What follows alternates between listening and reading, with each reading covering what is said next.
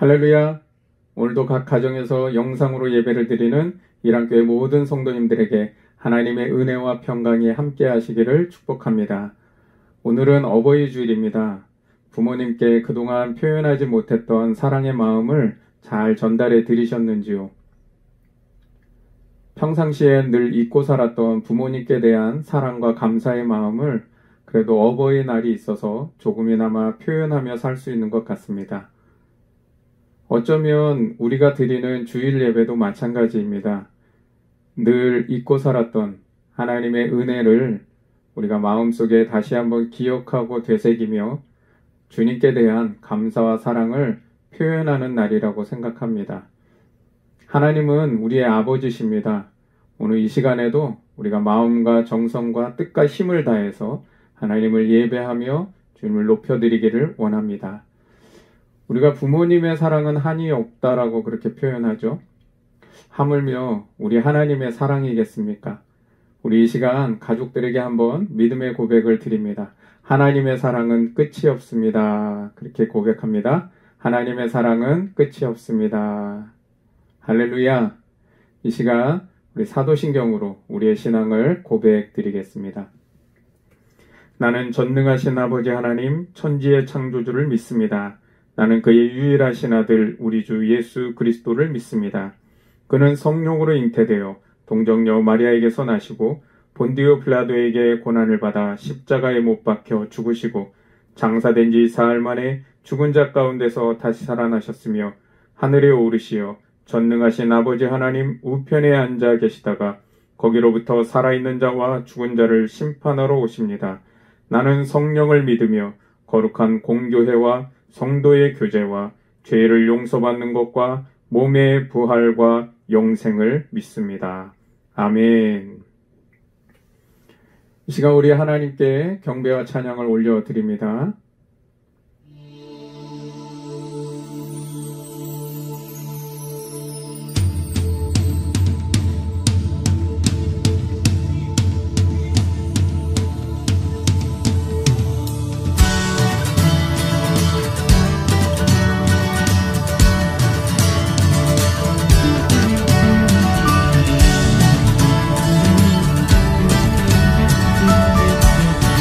우리의 찬송의 이유가 되시며 우리의 평생의 간증이요 자랑이 되시는 주님을 찬양합니다.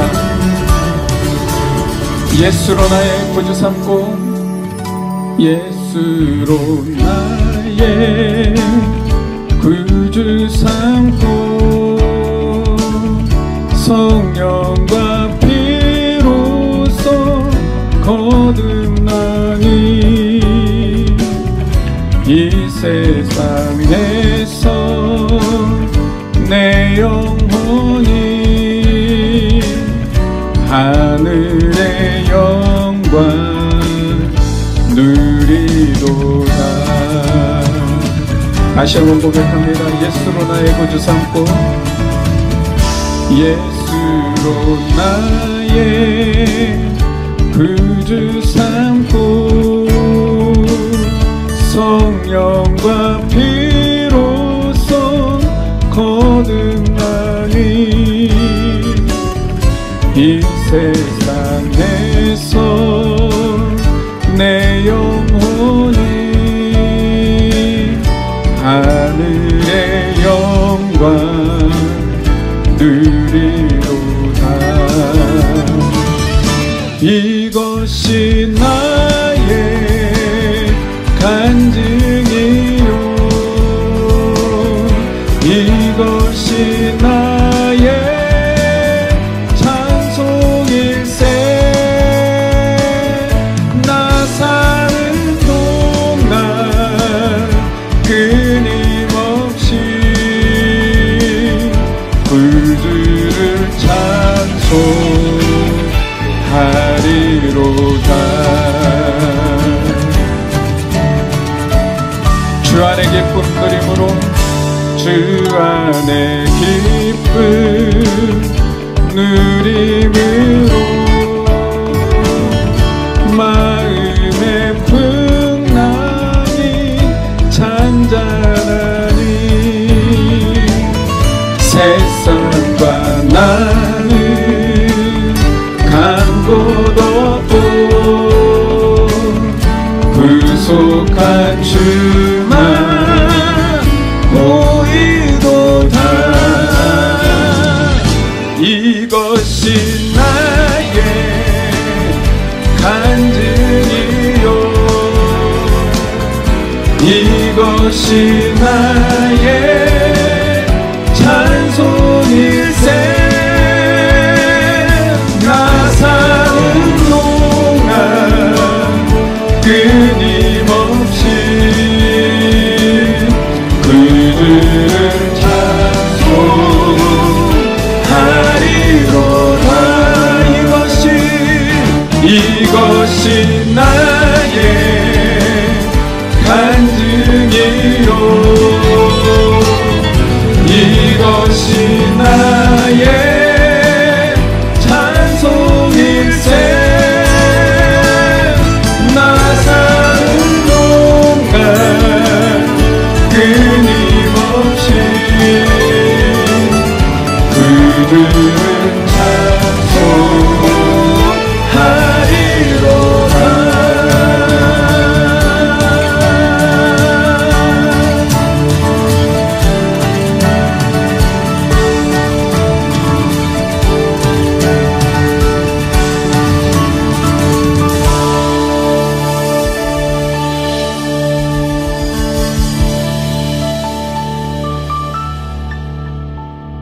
우리가 흔히 세상의 삶을 광야라고 표현합니다. 광야는 힘들고 고단한 인생길임에는 분명하지만 그 어느 때보다 하나님이 우리와 함께 하신 은혜와 간증이 있는 자리입니다. 오늘 그 믿음을 가지고 찬양하며 나아갑니다. 고단한 인생길, 고단한 인생길, 힘겨운 오늘도 예수 내 마음 아시네. 지나간 아픔도 마주할 세상도 예수 내 마음 아시네. 고단한 인생길, 고단한 인생길, 힘겨운 오늘도 예수 내 마음 아시네. 지나간 아픔도 마주할 세상도 예수 내 마음 아시네. 믿음에는 들어 주를 보리. 이 또한 지나가리라. 주어진 내 삶의 시간 속에 주의 뜻 알게 하소서. 하루를 살아도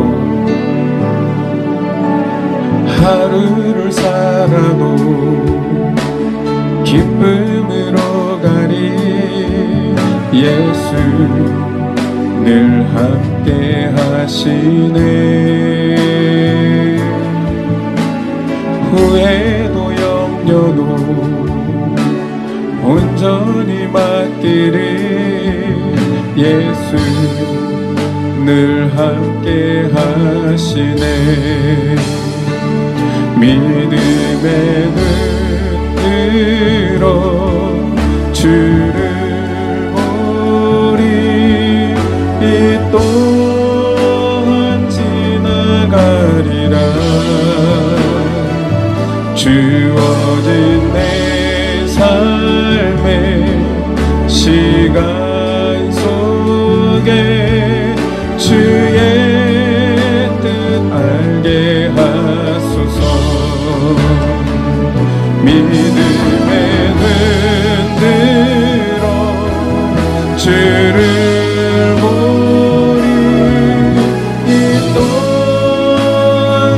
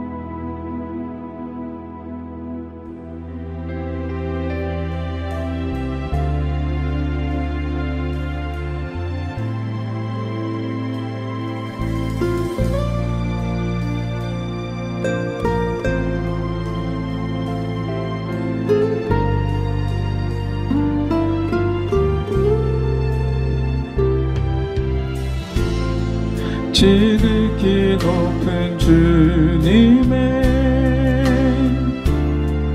낮이 성소로 들어갑니다. 세상의 신을 벗고서 주 보좌 앞에 엎드리리. 내 주를 향한 사랑과 그 신뢰가 사그러져 갈 때 하늘로부터 이곳에 장막이 덮이네. 이곳을 덮으소서. 이곳을 비추소서. 내 안에 무너졌던 모든 소망 다 회복하리니. 이곳을 지나소서. 이곳을 만지소서. 내 안에 죽어가는 모든 예배 다 살아나리라. 이곳을 덮으소서. 이곳을 비추소서.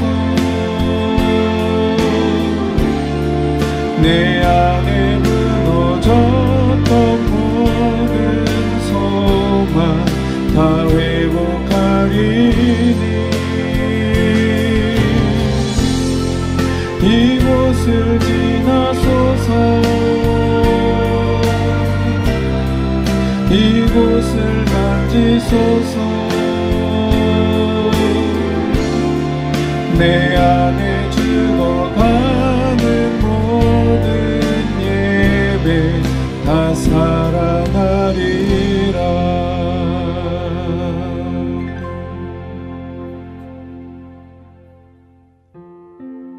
이곳을 지나소서. 이곳을 만지소서. 내 안에 죽어가는 모든 예배 다 살아나리라.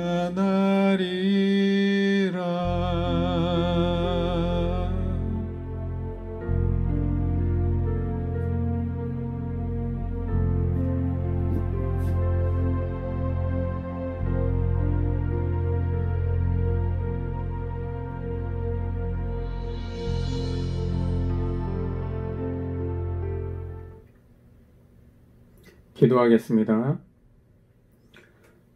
하나님 아버지, 하나님의 거하실 처소이며 하늘의 모형으로 주신 소중한 가정 주심을 감사드립니다.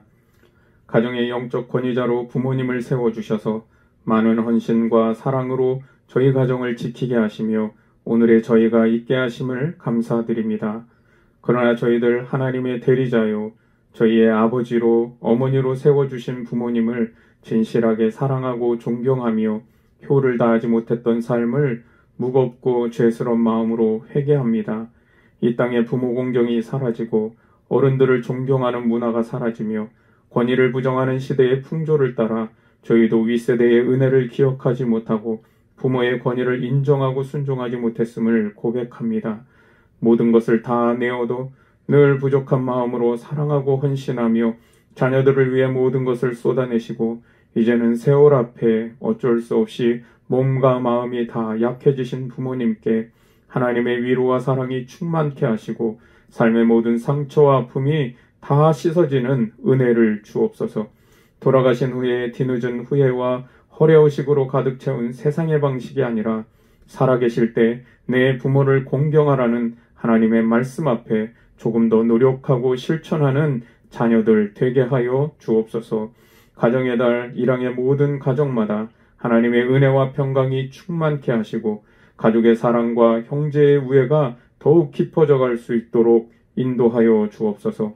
때로는 서로 너무도 잘 알고 그 누구보다 가깝기 때문에 말의 실수와 배려 없는 행동으로 상처를 주고 상처를 받았던 모든 것들이 가족의 마음에 쓴뿌리가 되지 않도록 성령께서 그 모든 쓴뿌리를 제거하여 주시고 나와 너 사이에 항상 예수님이 계시고 성령님이 교통하셔서 예수님 때문에 행복한 가정, 예수님이 계셔서 더 세심한 배려와 더 성숙한 사랑이 오갈 수 있는 가정이 되게 하여 주옵소서.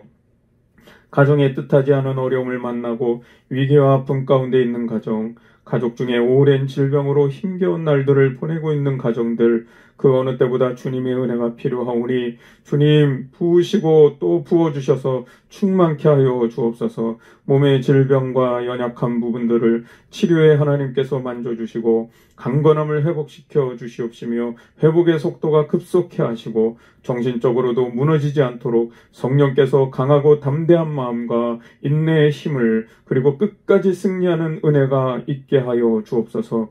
교회 공사가 하나님의 은혜 가운데 마무리 단계에 오게 하심을 감사드립니다. 한 주간 모든 것들이 아름답게 마무리되게 하시고 주님께 영광이 되고 성도들에게 보람과 감격이 있는 은혜를 주옵소서. 예배당에서 예배할 때 언제나 살아계신 하나님을 만나게 하시고 말씀하시는 주님을 체험하며 기도와 찬양이 뜨거워지는 영광스러운 예배가 되게 하여 주옵소서. 매주 그리스도의 사랑을 나누고 은혜를 나누는 장소가 되게 하시고 이웃들에게 기쁨과 복음이 전해지는 장소가 되게 하여 주옵소서.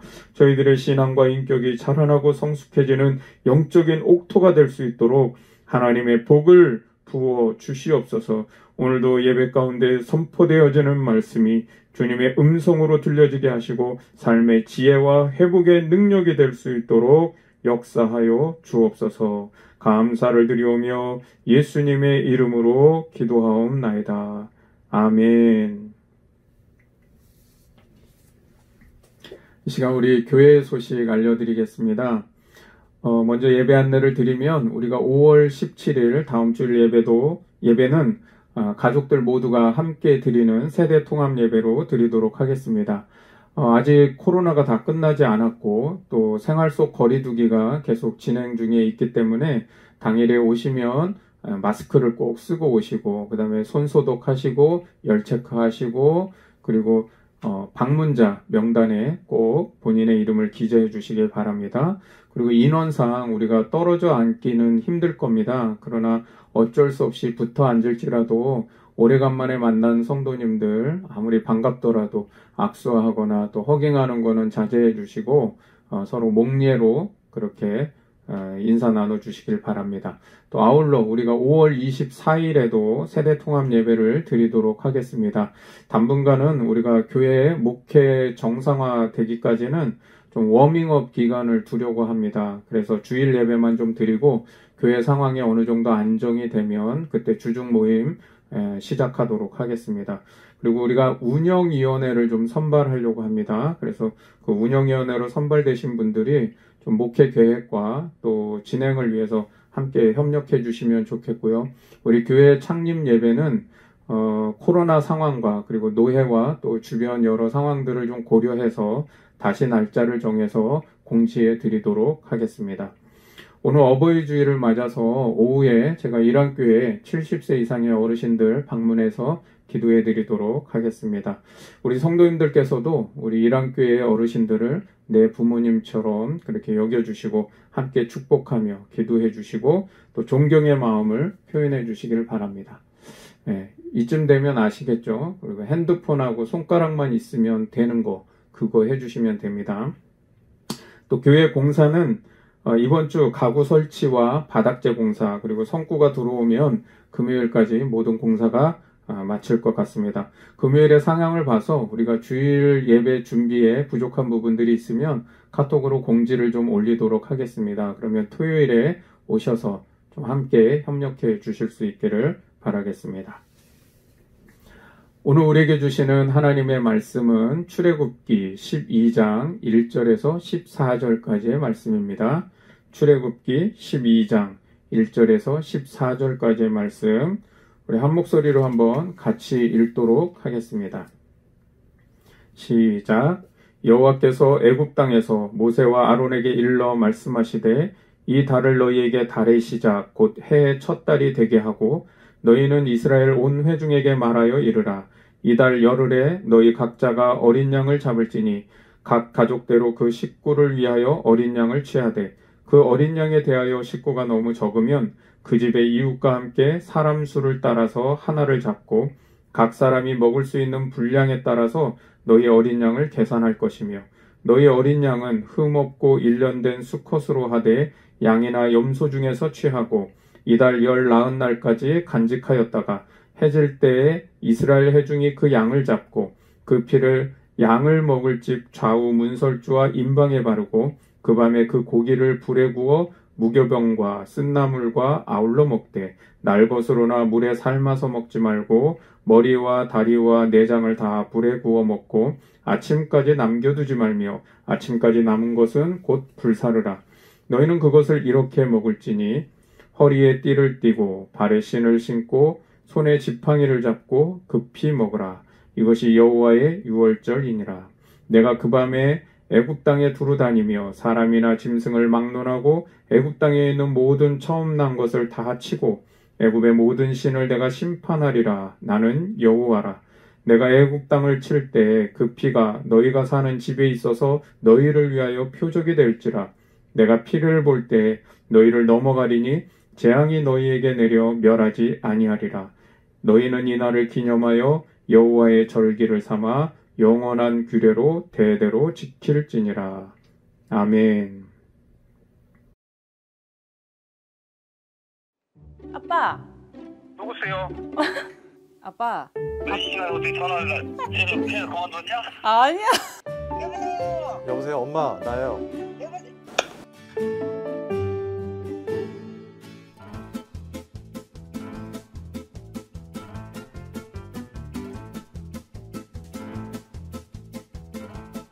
어떡하지? 아니 진짜 기억이 잘 안 나. 아 지금요? 진짜로요? 아 정말요?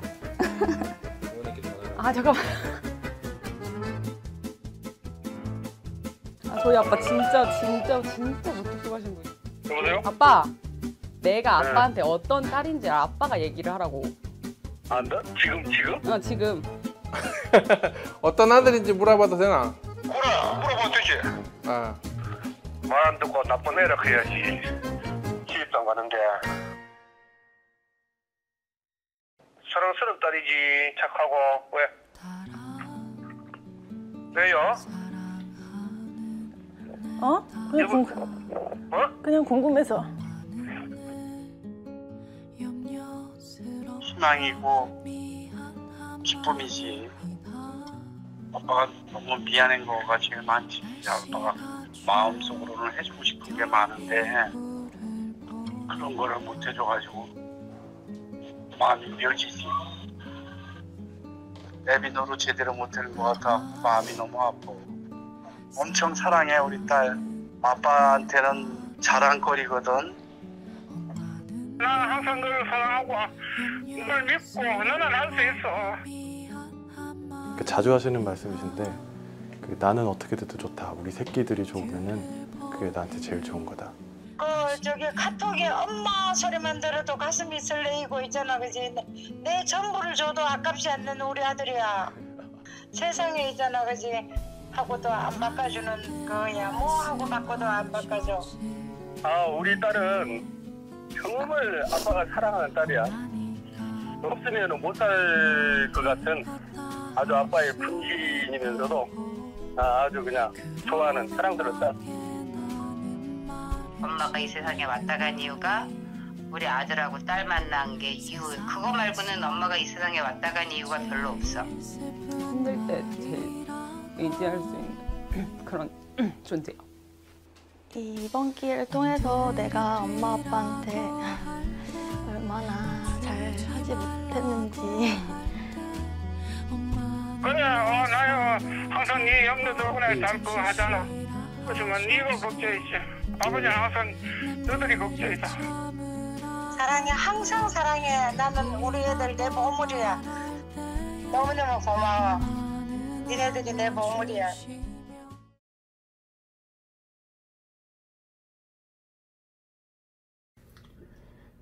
우리 영상 속의 메시지가 아주 감동을 주죠.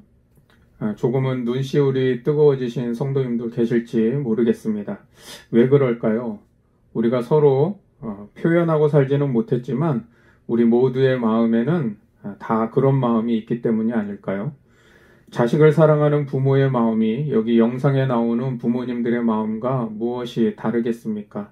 그리고 자식들도 마찬가지죠. 부모님께 그 마음 다 표현하며 살지 못했지만 부모님을 사랑하고 감사하게 생각하는 마음이 여기 영상에 나오는 자녀들과 뭐가 다르겠습니까? 다 같은 마음을 품고 있기 때문에 이 영상이 우리의 마음을 뭉클하게 하고 그러면서도 왠지 가슴 한켠을 먹먹하게 하는 것은 왜 그리도 간단한 말을 우리는 잘 표현하며 살지 못했을까? 사랑한다고, 감사하다고, 또 힘들 땐 힘내라고, 무슨 일을 좀 했으면 잘했다고, 또 어떤 일이 좀 어긋나면 그래도 괜찮다고, 그냥 그때그때 필요한 말들, 위로의 말, 사랑의 말, 또 고마움의 말을 전하기만 하면 되는데 우리의 사랑의 표현이 왜 그렇게 서투른지, 사랑하는 마음은 분명히 다 있는데 표현은 알면서도 왜 그러냐고, 그걸 꼭 말로 해야 아냐고, 또 사랑하는 마음은 있는데 표현은 남들도 다 힘들어, 남들도 그만큼은 해, 너 더 잘해야 돼, 상대방의 마음을 다치게 하는 말들을 많이 했던 것 같습니다. 가족이라는 말이 집이라는 공간을 공유하는 것이 아니라는 것은 우리가 너무도 잘 알고 있습니다. 서로 마음과 마음이 하나가 되고 정서적인 공유가 없다면 그것은 진정한 가족이라고 할 수 없죠. 한 이불 속에 있어도 남보다 못한 삶을 살아가는 가정도 있고요. 지구 반대편에 있지만 어느 가족 못지않게 서로를 사랑하고 이해하며 하나가 된 가정들도 있습니다. 피를 나는 혈연 가족이지만 죽이고 싶을 만큼 미워하며 살아가는 가정이 있는가 하면 피 한 방울 섞이지 않았지만 나를 알아주고 이해하며 그리고 섬겨주고 아껴주는 그러한 가정들도 있습니다. 여러분, 과연 진정한 가족은 무엇일까요? 진정한 그 가족됨을 이루게 하는 게 무엇일까요? 그것은 소통입니다. 서로 마음과 마음이 통하고 하나가 되고 정서적인 교감이 이루어지는 겁니다. 우리나라 가족 소통의 부재를 말할 때에요, 가장 큰 원인으로 대화 부족을 말합니다. 하루 5분도 채 대화하지 않는다고 합니다. 그냥 무의미한 일상적인 대화 말고 어떤 주제를 가지고 대화하는 것을 기준으로 하면 대화가 부족하다라는 정도가 아니라 아예 대화가 없다라는 겁니다. 그리고 어쩌다 겨우 대화를 시도했는데 세대 차이를 극복하지 못하고 결국은 대화 단절이 되죠. 다시는 얘기하나 봐라. 부모와 아예 말하기를 싫어합니다. 요즘 코로나19가 긍정적인 역할을 한 두 가지가 있다고 합니다. 하나는 지구 환경을 깨끗이 했다는 거예요. 우리 인간들은 굉장히 불편하고 힘들었지만 지구는 지금 치유하고 회복되는 중이라고 합니다. 두 번째는 가족과 함께 있는 물리적인 시간이 늘어났다는 겁니다. 부모들이 많이 힘들었지만 아이들과 시간을 보내고 또 가족들끼리 대화하는 시간이 늘었다는 것이죠. 그런데 그러면서 많은 사람들이 힘들어하는 호소가 있습니다. 가족들과 같이 있다 보니까 서로 싸우기도 한다는 거죠. 가족 간의 대화가 많이 없다 보니 대화의 기술이 부족했던 겁니다. 또 함께 식사를 하면서 무슨 말을 해야 될지 모르겠다는 가정이 많습니다. 서로가 대면대면하고 공통의 주제를 찾지 못하고 어색했다는 것이죠. 그런데 물리적으로 같이 있는 시간들이 계속 늘어나면서 조금 말수가 늘어나고 대화의 시간들이 점점 늘어났다는 것이죠. 요즘 우리 사회에 가정이든 직장이든 가장 해서는 안 될 금기어가 있답니다. 그건 나 때는 이라는 말입니다. 나 때는 이라는 말이요, 요즘 시대의 권위주의의 상징어가 되었고요. 또 소위 꼰대가 된다고 그러죠. 우리 부모님들이 나 때는 이 말만 안 해도 대화의 50%는 성공한 거랍니다. 오늘 어버이주일을 맞았는데요. 이날에는 일반적으로 우리가 부모 공경에 대한 설교를 많이 하는데 설교의 대상이 아이들이나 또 우리 청년들이라면 부모 공경에 대한 설교를 하는 것도 좋겠는데 이미 기성세대인 성도들에게 부모 공경이라는 사실은 사실 너무도 당연한 메시지가 되어 있습니다. 이제는 부모 공경이라는 그 설교를 하지 않아도요.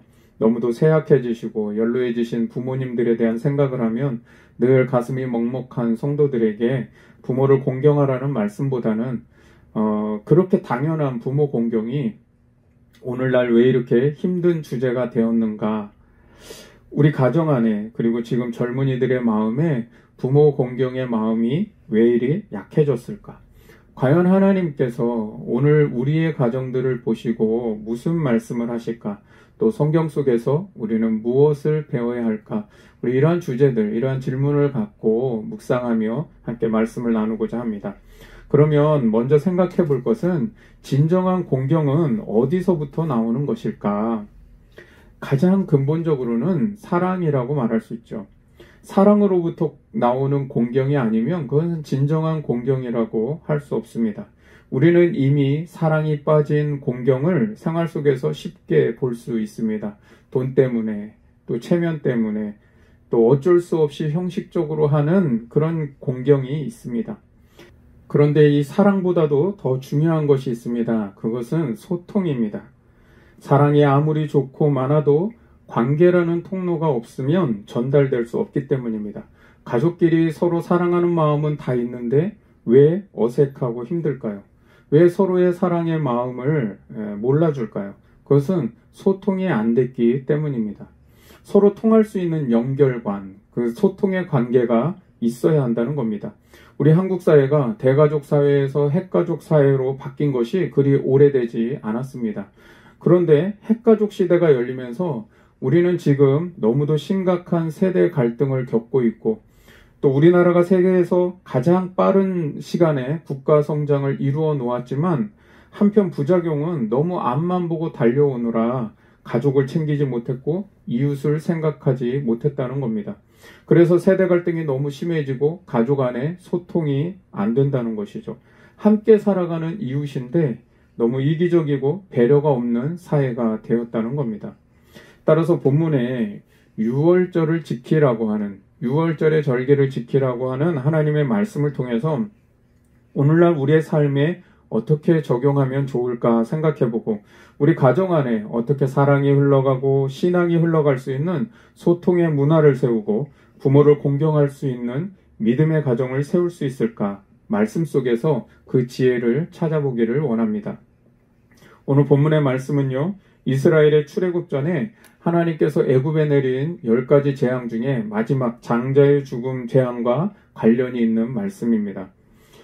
애굽의 모든 첫 것, 즉 사람의 장자, 그리고 심지어 가축들의 처음 난 것까지 다 죽게 되는 재앙이었죠. 그런데 하나님께서 이스라엘 백성들에게는 양의 피를 좌우 문설주와 임방에 발라서 그 죽음을 면하라고 말씀하셨습니다.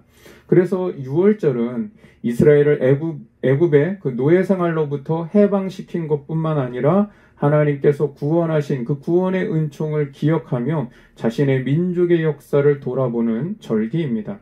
그래서 2절 말씀에 보면요. 유월절을 지키는 이 달을 달의 시작, 해의 첫 달이 되게 하라. 그렇게 말씀합니다. 1년의 첫 시작으로 하라는 거예요. 그래서 우리가 양력과 음력이 있듯이요. 이스라엘에도 성서력과 유대력, 즉 민간력이 있습니다. 두 가지가 있죠. 6월절을 기준으로 하는 아비벌이라고 하는 1월달, 그 해의 첫 시작이 있고요. 또 현재 유대인들이 지금 쓰고 있는 유대력, 민간력으로는 태양력으로는 9월에서 10월인데 유대력으로는 7월이 되는 티시리얼이라는 것이 있습니다. 그러니까 이때가 또 새해인 것이죠. 3절부터는 6월절을 지키는 규례에 대해서 말씀하는데 6월절이 1월 14일입니다. 그런데 10일 날 미리 가족의 수만큼 어린 양을 취하라 그렇게 말씀합니다. 이유가 뭐냐면 5절 말씀에 보면 흠없는 양이나 염소를 드려야 한다고 말씀합니다. 근데 당일날 양이나 염소를 잡았는데 흠이 있으면 그때 어떻게 할 수가 없잖아요. 그래서 10일날 미리 흠이 있는지 없는지를 구별해서 그 어린 양, 6월절 그 희생양을 따로 구별해 놔라, 찜을 해놔라 라는 것이죠. 그리고 6절에 보면 열 나은 날까지 간직하고 있다가 해질 때 저녁에 그 양을 잡는 겁니다. 그래서 흠 없는 어린 양을 잡는 것이 굉장히 중요한데 흠이 없어야 죄를 속할 수 있기 때문에 아무 짐승이나 다 되는 게 아니라 흠 없는 것이 매우 중요하다는 겁니다. 여기 흠 없다라는 말은 히브리어로는 탐밈이라는 단어입니다. 탐밈이라는 단어의 뜻은 완벽하다, 완전하다라는 뜻을 갖고 있는데요. 그러면 뭐가 탐밈인가? 짐승들을 볼 때에는 뭐 병들지 않고 건강하고 정상적이고 깨끗한 거, 뭐 이런 것을 우리가 흠 없다라고 그렇게 말하겠죠. 그러면 과연 우리 인간들에게는 탐밈이라고 하는 것이 무엇일까? 단순히 죄가 없다, 또 죄를 안 지어서 완벽하고 깨끗한 사람, 완전한 사람을 흠 없다라고 할까요? 그게 아니라 탐밈, 이 흠 없다라는 것은 하나님께서 창조하신 그대로, 하나님이 처음 창조하실 때 그 모습 그대로를 잘 유지하고 있는 것, 이것이 탐밈이라는 겁니다. 따라서 우리가 흠 없다라는 것은 죄를 안 짓는 완벽한 상태를 뜻한다기보다는 하나님이 처음 우리를 창조하셨을 때 그 모습을 잘 유지하는 것, 망가뜨리지 않는 것, 이게 탐밈이라는 거예요. 조금 더 의역을 해서 이 탐밈이라는 단어를 우리의 삶에 적용해 본다면 하나님께서 우리 한 사람 한 사람을 향한 하나님의 섭리와 계획이 다 있으시죠. 그런 하나님의 목적과 계획에 맞게 우리의 인생을 맞춰 살아가는 것, 이게 바로 탐밈이라는 겁니다. 내 인생 내 마음대로 내가 좋은 대로 살아가는 것이 아니라 하나님의 말씀을 묵상하고 그 말씀대로 살아가려고 노력하는 것, 그것이 바로 탐밈의 삶이라는 거예요. 현대 유대인들의 6월절 준비는요, 먼저 자신의 집안을 깨끗이 청소를 합니다. 그리고 집안에 있는 모든 누룩을 제거하기 위해서 이스트가 들어간 그 발효된 빵을 모두 찾아서 마을 한 곳에 있는 불태우는 곳에 다 던져버리는 겁니다. 그러니까 누룩을 제거하고 누룩 있는 빵을 태우는 것을 통해서 자신들의 모든 더러운 것들, 죄된 것들, 하나님 앞에 합당하지 않은 그 모든 것들을 다 버린다라고 하는 걸 상징하는 것이죠. 그래서 탐밈의 상태를 준비하는 겁니다. 그리고 8절에 보면 양고기를 불에 구워 무교병과 좀 누룩이 없는 빵이죠. 이것을 유대인들은 마짜라고 그렇게 얘기하는데요. 이 마짜, 이스트가 없어서 부풀지 않은 아주 납작한 빵입니다. 맛이 하나도 없고 밀가루맛만 난다 그러는데요. 그것을 쓴나물과 같이 먹는 것이죠. 성경에는 6월절 음식으로 양고기와 또 무교병과 그리고 쓴나물 세 가지를 말씀하는데 현대 유대인들의 6월절 음식에는 더 추가가 되어 있습니다. 세데르라고 하는 음식을 준비하는데 6가지를 준비합니다. 첫 번째는 양고기를 준비하는데 혹은 정강이 뼈를 올려놓거나 또는 그것도 없으면 닭모가지 뼈를 사용하기도 한다고 합니다. 이것은 무엇을 의미하냐면 6월절 어린 양의 희생을 의미하는 거예요. 그래서 이스라엘 백성들이 구원을 얻은 것에 대해서 기억하고 감사하는 것이죠. 두 번째는 삶은 달걀입니다. 성경에는 없는 것인데 6월절을 지켜오면서 유대인들이 추가를 한 것이죠. 그 이유는 1, 2차 예루살렘 성전이 파괴되면서 이제는 우리가 더 이상 성전에서 예배할 수 없다고 하는 슬픔을 표현하는 겁니다. 세 번째는 쓴나물입니다. 쓴맛이 나는 허브인데요. 이것은 이스라엘 백성들이 애굽에서 겪은 노예 생활과 그 고난을 상기하기 위해서 둔다고 합니다. 네 번째는 마짜, 아까 우리가 말한 그 무교병인데 누룩이 없는 빵이죠. 이것은 출애굽의 긴박한 상황을 상징합니다. 빵을 부풀릴 시간적 여유가 없었다는 것이죠. 그런데 이 마짜는요, 총 3장으로 되어 있습니다. 그리고 그 중에 한 장은 반으로 잘라서 한쪽이 없습니다. 그 3장을 보자기에 이제 싸서 보관을 하는데 그 반쪽은 집안 어딘가 한 군데에 이렇게 숨겨 놓습니다. 그래서 이 세데르라고 하는 이 음식을 이제 이 6월절 의식이 다 끝나고 나면 나중에 집안에 없어진 그 맞자 한 조각을 아이들로 하여금 찾게 합니다. 그래서 찾은 사람들에게는 선물을 주기도 하죠. 굉장히 가족들이 재미있는 시간이라고 합니다. 이 맞자의 의미에 대해서는 메시아닉 유대인들, 즉 예수님을 믿는 그 유대인들에게는 이 세 장의 맞자가 삼위일체를 의미한다고 받아들이기도 한답니다. 그래서 유대인들이 아직 찾지 못한 한 조각의 맞자는 바로 예수 그리스도, 성자 예수님이다 라고 그렇게 말하기도 합니다. 또는 이 세 장의 맞자가 예수 그리스도의 십자가와 부활을 상징하는 것이다 그렇게 하고, 그 잃어버린 그럼 그 한 장은 무엇이냐? 그것은 예수님이 재림하시는 때에 찾을 수 있다라고 그렇게 말한다고 합니다. 그래서 세 장의 맞자는 예수님의 십자가와 부활과 재림을 상징한다고 하기도 하죠. 다섯 번째는 하루셋이라고 하는 일종의 잼과 같은 겁니다. 사과와 호두와 잣 등을 다 으깨가지고 거기에 꿀과 또 포도주를 이제 부어서 만드는 겁니다. 그러면 포도주 때문에 색깔이 약간 불구스름하게 나오는데, 이것이 이스라엘 백성들이 애굽인들을 위해서 벽돌을 구워 만들었던 그 노예 생활, 그것을, 그 고역을 기억하라는 의미에서 둔다고 하는 겁니다. 여섯 번째는 양상추나 파슬리를 준비해 놓는데요. 이 채소들은 무엇을 의미하냐면 이러한 고난과 아픔의 역사 속에도 이스라엘의 봄이 왔다는 의미를 상징한다고 하죠. 그래서 기쁨과 축복을 의미한다고 합니다. 그리고 이 세데르 음식 가운데에 소금물을 담은 이 작은 종지를 두는데요. 나중에 파슬리나 양상추를 그 소금물에 찍어서 먹는다고 합니다. 그 소금물은 이스라엘 백성이 고난 속에서 흘렸던 눈물을 상징한다고 하는 것이죠. 이렇게 유대인들의 유월절 식사는 가족 모두가 함께 모여서 식사하는 그런 단순한 식사 자리라기보다는 일종의 예배의식이고 신앙과 역사를 가르치는 교육의 자리이기도 합니다.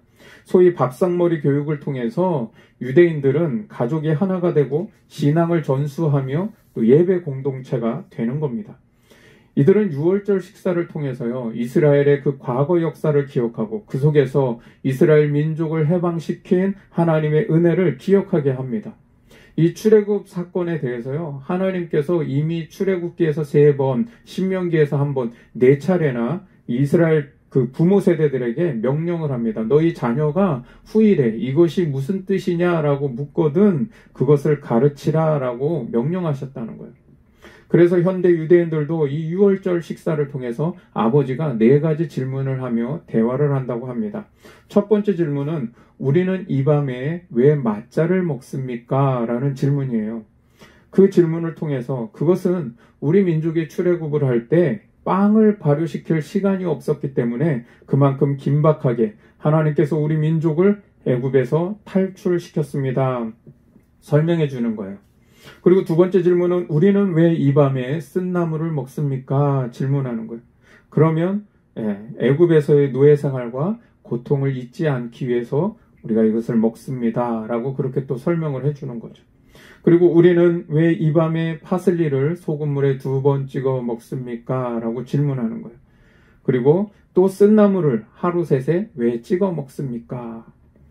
애굽에서 흘린 그 백성의 눈물을 기억하며 우리가 이 파슬리를 소금물에 찍어 먹습니다. 라고 또 대답해 주는 거죠. 그리고 네 번째 질문은 우리는 왜 유월절 음식을 뒤로 비스듬히 기대어 먹습니까? 라고 하는데 이 질문을 하면서요, 그 아버지가 자신의 의자 뒷면에 쿠션을 갖다 넣는답니다. 그리고는 뒤로 실제로 이렇게 딱 젖혀서 편안한 자세로 이제 대답을 해주는데요.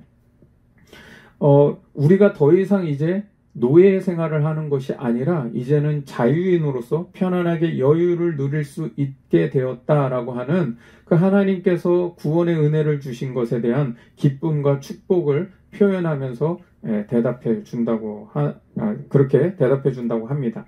그러면 하나님께서 왜 그렇게 유월절을 중요하게 강조하고 또 강조하셨을까? 그리고 유대인들은 자신들의 7가지 절기 중에서 이 유월절을 정말 가장 첫째로 꼽는 그러한 중요한 절기로 지켰을까? 11절에 너희는 그것을 이렇게 먹을지니 허리에 띠를 띠고 발에 신을 신고 손에 지팡이를 잡고 급히 먹으라. 이것이 여호와의 유월절이니라 말씀합니다. 여호와의 유월절이라는 표현이 있는데요. 이 유월절이 어떤 날입니까? 이스라엘 백성이 노예에서 해방되고 하나님의 구원을 받은 날입니다. 반대로 하나님의 편에서 보면 이스라엘 백성들을 구원하신 날, 해방시킨 날이라는 거예요. 이것이 왜 중요합니까?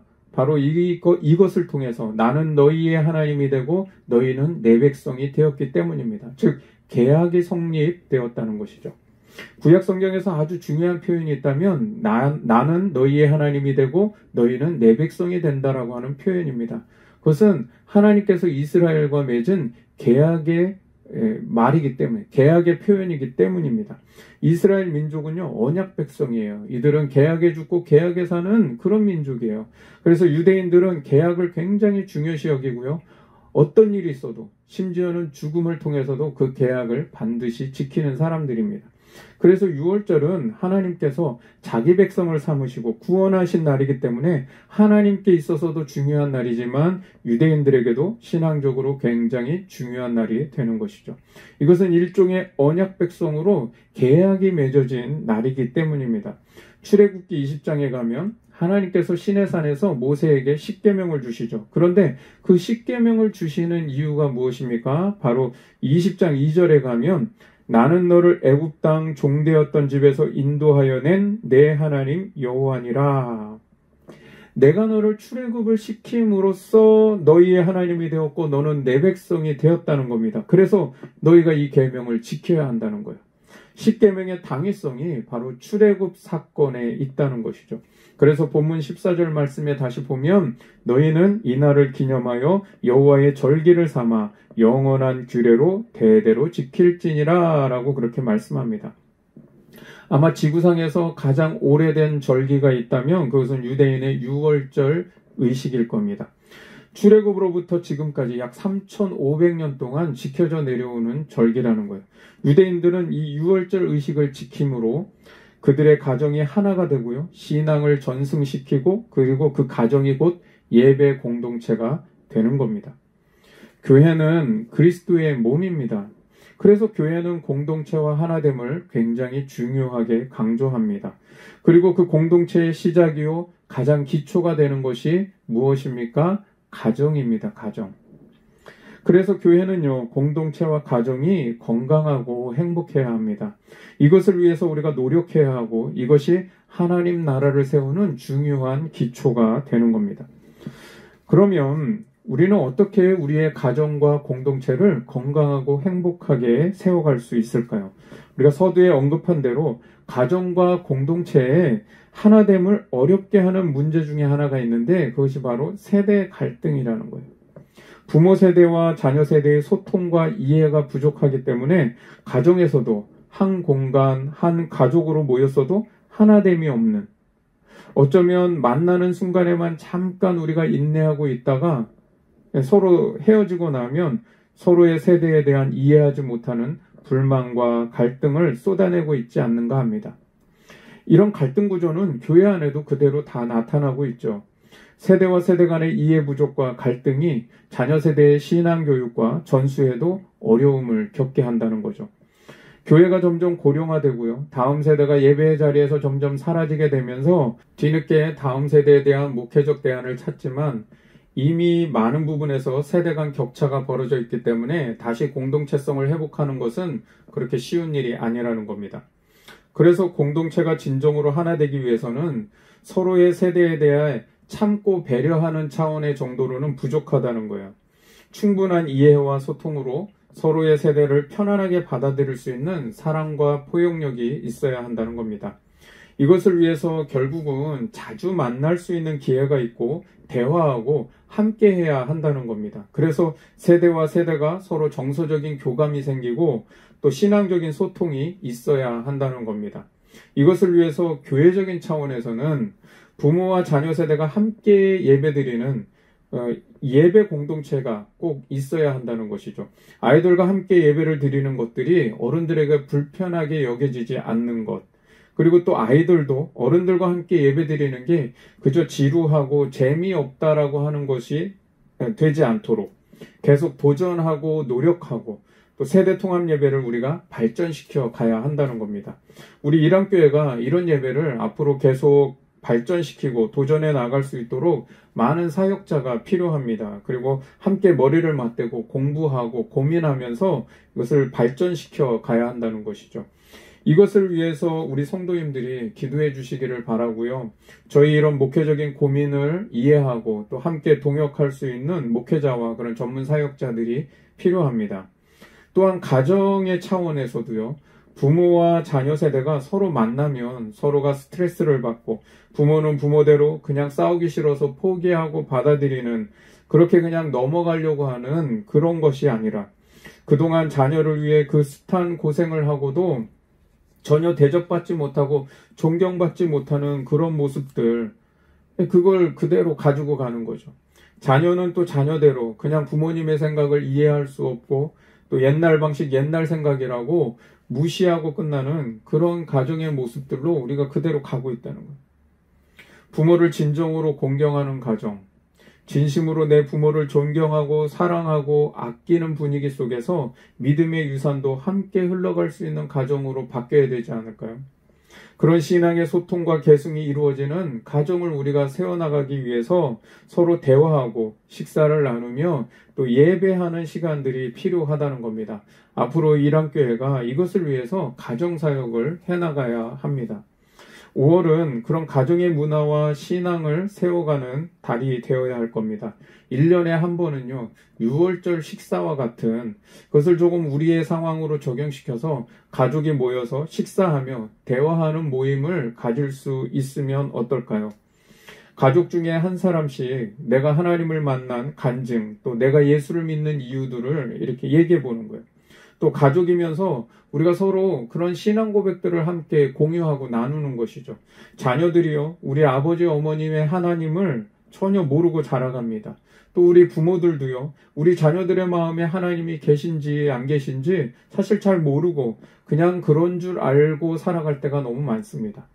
그런데 1년에 한 명씩 자기 간증을 준비해서 같이 나눠보기도 하고 또 이것이 끝나면 우리 가족의 신앙 가운들을 함께 세워보기도 하고 한국의 수많은 그 신앙 위인들을 함께 한 명씩 나눠보기도 하고 우리가 여러 가지 주제로 나눌 수 있습니다. 또 함께 식탁을 준비하면서 같이 음식을 준비하고 자녀가 결혼했으면 한 가지씩 음식을 준비해 오도록 그렇게 나누기도 하는 거죠. 가족이 그렇게 신앙 공동체, 예배 공동체를 이룰 수 있는 가정 문화를 만들어 가야 한다는 겁니다. 또 평상시에도요, 질문을 통해서 서로 의미 있는 대화들을 나눠보기도 하고 어떤 신앙훈련이나 또 공부하듯이 신앙교육을 시키는 것이 아니라 삶의 이야기를 나눔으로써 그 속에 배어있는 하나님의 은혜를 나누는 겁니다. 이것은 앞으로 우리가 가정예배 주간이나 또는 세대통합 예배 때 가족들과 대화할 수 있는 이런 주제들, 그런 질문들에 대한 자료들을 함께 나눠드리도록 하겠습니다. 처음에는요, 쑥스럽고 별로 할 말도 없는 것 같습니다. 그래서 질문하고 대답하는 게 이게 쑥스럽고요. 전혀 해보지 않았던 걸 하기 때문에 어색할 수 있는데, 그런데 그럴지라도 한번 그런 것들을 해보면서요, 우리가 이전에 미처 생각해보지 못했던 부분들을 함께 대화해보고 생각해보는 것만으로도 굉장히 큰 의미를 가질 수 있다는 겁니다. 부모의 영웅담을 말하면서 나는 너 때 이렇게 했다, 나는 다 잘한 것처럼 그런 말 하는 것이 아니라 우리 자녀들이 겪는 어려움에 대해 나도 그런 어려움을 똑같이 겪었었고 그때 나도 너처럼 어떻게 해야 될지 몰라서 참 방황하기도 했고 신앙에 대한 고민과 갈등이 참 많았던 때가 있었다라는 것들, 그런 좀 어떤 동질감을 느낄 수 있는 이야기들을 함께 나누고 그러면서도 오늘 내가 이렇게 믿음을 지키며 살아가는 이유가 무엇인지를 아이들과 같이 나눠보는 겁니다. 또 자녀들의 말을 한번 좀 잘 경청해 주십시오. 그리고 그들의 생각을 깊이 한번 좀 헤아려 보면서 우리 자녀들이 맡고 있는 이 세상을 좀 이해해 보라는 것이죠. 어떤 면에서는 부모들이 자녀 세대의 문화를 좀 공부해야 될 필요도 있는 것 같습니다. 그들에게 그러면서 진심 어린 격려를 좀 해줄 수 있고요. 또 이 시대에 그들에게 필요한 위로들을 줄 수 있어야 한다는 거예요. 이것이 믿음의 가정을 세우는 중요한 일입니다. 사랑하는 우리 일안교회 부모님들께 주님의 이름으로 권면합니다. 우리 자녀들에게 사랑과 믿음이 흘러갈 수 있는 그 통로를 먼저 만드시라는 겁니다. 꼭 성경 읽고 기도하고 어떤 종교적인 활동을 하는 것으로 믿음의 가정을 세우는 것이 아니라요. 이런 어떤 대화들을 통해서 그리고 사랑과 믿음이 흘러갈 수 있는 그런 소통을 통해서 이런 믿음의 가정이 더 잘 세워질 수 있다는 것이죠. 특별히 어린 자녀들을 두신 부모님들 어릴 때부터 이런 가정의 문화를 만들어가는 것이 굉장히 중요합니다.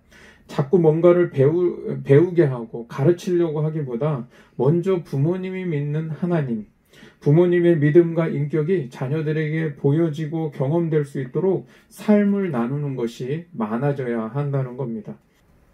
오늘 말씀에 하나님께서 제정하신 유월절 의식을 현대의 유대인들이 오늘날까지 지켜오면서 유월절 의식을 통해 서로 가족이 하나가 되어지고 또 그 의식을 통해서 신앙이 계승되고 또 가족이 예배 공동체가 되어가는 것들을 보았습니다.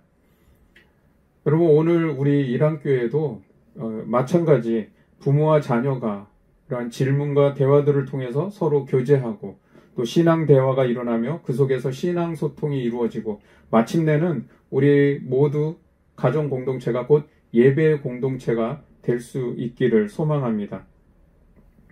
5월 가정의 달에 우리 일안교회는 모든 가정마다 가족의 그 마음과 마음이 서로 소통이 되고 또 하나가 되는 사랑의 관계가 이루어지고 특별히 이 자녀를 위하여 기꺼이 모든 것을 희생하고 섬겨온 우리 부모 세대가 자녀 세대의 진심 어린 공경을 받을 수 있는 그 가정의 회복이 일어날 수 있기를 주님의 이름으로 축원드립니다. 이 시간 우리 같이 찬양하며 기도하도록 하겠습니다.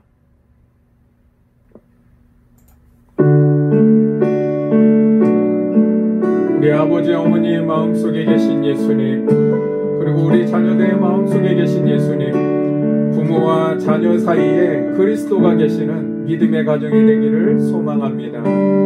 세상 다 변하고 삶의 끝이 와도 주 없인 살 수 없네.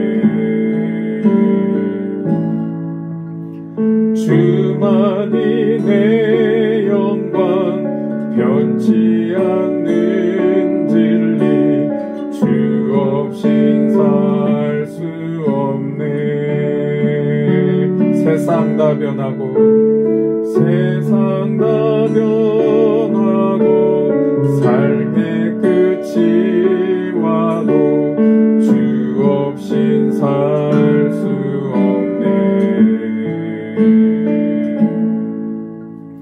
주만이 내 영광 변치 않는 진리 주 없인 살 수 없네.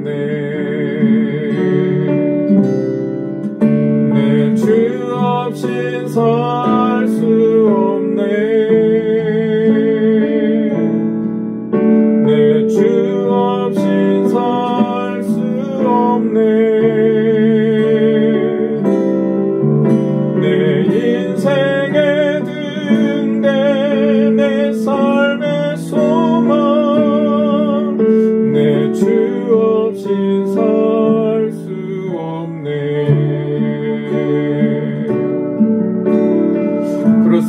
세상은 끊임없이 변해가지만 우리의 가정의 변함없는 믿음의 고백은 바로 예수님 없이는 살 수 없다고 하는 고백입니다. 우리 가족 한 사람 한 사람 모두의 인생의 등대가 되시며 우리의 살아갈 이유요 소망이 되시는 주님을 찬양합니다. 좋으신 아버지, 좋으신 아버지, 진실하신 친구, 주 없인 살 수 없네. 내 소망 내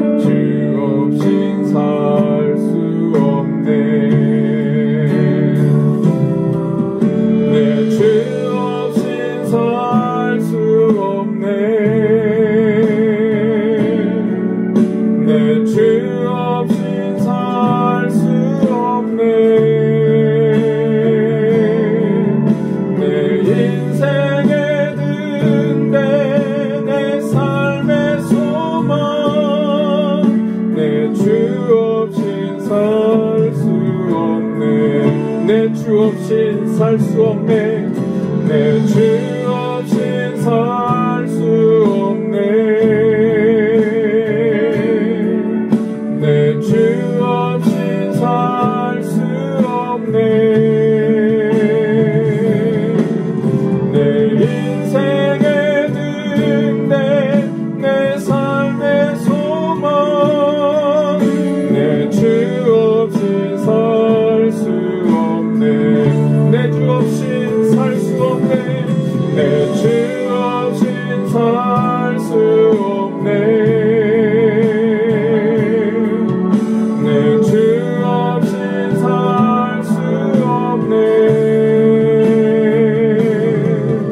내 인생의 등대 내 삶의 소망 내 주 없인 살 수 없네. 내 주 없인 살 수 없네. 내 주 없인 살 수 없네. 오 주 내 주 없인 살 수 없네. 내 인생의 등대 내 삶의 소망 내 주 없인 살 수 없네.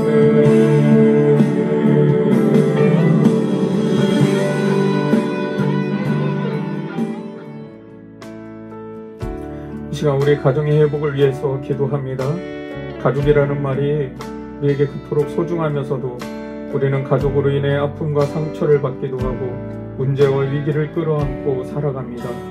부모는 자녀들이 잘 되기를 바라고 하나님의 복을 누리며 살아가기를 소원하고 자녀들도 부모님이 건강하고 행복하게 살아가기를 바라며 살아가지만 가정 안에 이미 대화가 단절되고 소통의 관계가 없다면 아무것도 흘러가지 않습니다. 우리 가정 안에 먼저 막힌 담이 허물어지고 사랑과 은혜와 축복이 흘러갈 수 있는 소통의 은혜가 있을 수 있도록 주여 우리의 가족의 마음을 만져달라고 기도하길 원합니다. 아픔과 상처를 씻어주시고 서로 용서와 화해가 있게 하시며 사랑과 축복이 흘러가는 가정 되게 하여 주옵소서.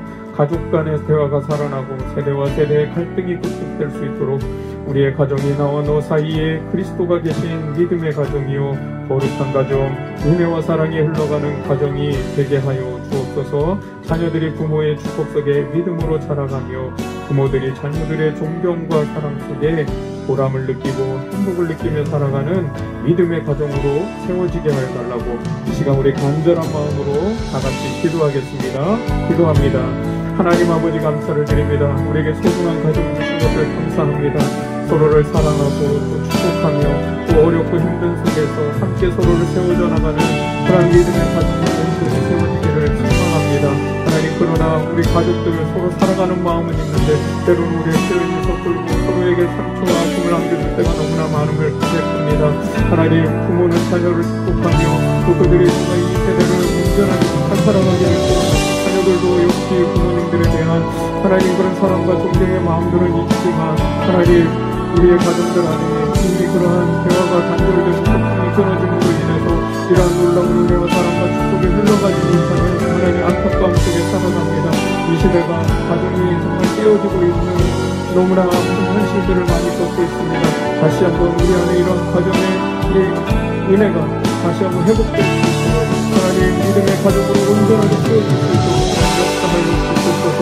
우리 안에 모든 막힌 담들이 허물어지게 하여 주시고 서로의 아픔과 상처들이 씻어지게 하여 주시옵시며 이제는 하나님 사랑과 화해가 있을 수 있도록 용서와 용납이 있을 수 있도록 인도하여 주셔서 가족이 서로 사랑과 축복과 은혜와 우리 안에 모든 좋은 것들이 흘러갈 수 있도록 그러한 소통의 관계가 열려지고 회복되게 하여 주옵소서.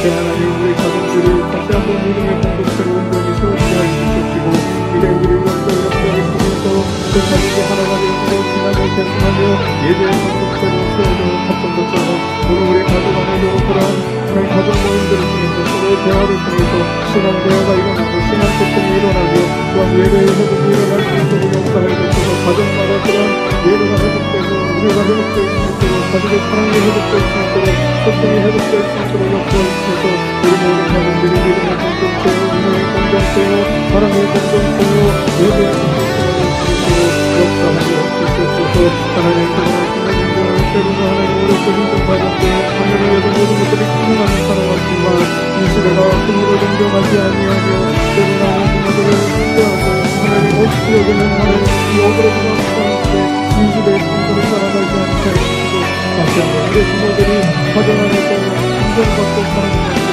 존경을 받을 수 있는 그런 가정에 있는 특수 문화들이 온전하게 살아서 살아갈 수 있도록 역사하여 주시옵소서. 우리 함께 모든 가정들 그런 은혜 공동체로 믿음의 공동체로 아름다운 가정 공동체로 다 세워져 나갈 수 있도록 하나님이 역사하시고 인도하여 주옵소서. 하나님 아버지, 우리가 혼자서는 살아갈 수 없기에 남편을 주시고 아내를 주시며 또한 자녀들을 주셨음을 고백합니다. 서로 사랑하며 살도록 이해하고 감싸주며 돌봄받고 지지하며 살아가라고 우리에게 가장 가까운 이웃으로 가족을 주셨는데 때로는 서로에게 아픔과 상처를 안기며 진심으로 사랑하고 섬기며 존경하고 축복하는 삶을 살지 못했음을 고백합니다. 늘 미안한 마음과 또 더 사랑하며 살지 못했던 마음을 이 시간 회개하며 기도하오니 하나님 주의 영으로 우리의 모든 심령을 씻어 주시옵소서. 우리 모두의 마음에 용서와 화해가 있게 하시고 또 사랑과 은혜로 충만케 하여 주옵소서. 가족을 향한 다친 마음들, 미움의 마음이 그리스도의 십자가 보혈로 씻어지게 하시고 이제는 가정 안에 건강한 대화가 살아나게 하시고 세대와 세대의 갈등이 사라지고 부모의 마음에 있는 성령님과 자녀들의 마음에 계신 성령님께서 서로 교통하심으로 우리의 가정이 예배 공동체요 신앙 공동체로 그리스도의 몸을 이루고 하나가 되는 거룩한 가정이 되게 하여 주옵소서. 가정 안에 진정한 소통이 있게 하시고 그 관계의 통로를 통해 사랑도 믿음도 은혜도 축복도 모든 좋은 것이 다 흘러갈 수 있도록 부모의 축복이 자녀의 삶에 은혜가 되고 능력이 되며 자녀의 사랑과 존경이 부모에게는 인생의 보람이 되고 열매가 될 수 있도록 성령님 역사하여 주옵소서. 오늘도 주님 앞에 믿음으로 예물을 드립니다. 단순한 물질의 드림이 아니라 저희들의 삶의 수고와 땀과 하나님을 향한 믿음과 사랑으로 드리오니 주님 기쁘게 받아 주시옵소서. 하나님의 마음에 기억되는 예물 되게 하여 주시옵시고 우리가 열의 하나를 구별하여 드린 11조 예물들 드린 손길마다 그 가정의 주인 되어 주시고 주님이 책임져 주시는 삶을 살게 하여 주옵소서. 여러 가지 감사의 제목을 담아 감사의 예물을 드립니다. 우리가 일의 성패에 따라 드리지 아니하며 조건부로 드리는 예물이 아니라 하나님의 행하신 일과 주님의 성품을 찬양하고 고백하는 믿음으로 드리오니 졸지도 주무시지도 않으시는 그 이스라엘의 성실하신 하나님께서 우리의 삶을 신실하게 인도하시고 역사하여 주옵소서. 주정헌금을 드리며 우리의 예배를 받으시는 하나님께 영광을 돌립니다. 또한 선교 헌금을 통해서 땅끝까지 이르러 주님의 복음이 증거되는 역사가 나타나게 하여 주옵소서. 교회의 비품과 악기를 헌물하고 또 리모델링 공사를 위해 건축 헌금을 드린 손길들, 공사를 위해 수고하는 손길과 이웃을 위해 사랑을 베푼 손길들 주님의 손으로 받아주시고 지극히 작은 자에게 한 것이 곧 내게 한 것이라고 하신 주님, 그 상급을 잃지 아니하리라 하심대로 성경의 약속의 말씀대로 하늘의 상을 베풀어 주옵소서. 이제는 우리 주 예수 그리스도의 은혜와 하나님 아버지의 극진하신 사랑하심과 성령 하나님의 교통 충만 역사하시는 은총이 우리의 가정이 사랑과 행복이 흘러가는 소통의 관계를 회복하고 믿음의 가정으로 더욱 든든히 세워지리라 그렇게 다짐하고 결단하는 이랑교회 모든 성도들 머리 위에 그 가정과 일터와 자녀들의 머리 위에 이제로부터 영원히 함께 하시기를 간절히 축원하옵나이다. 아멘.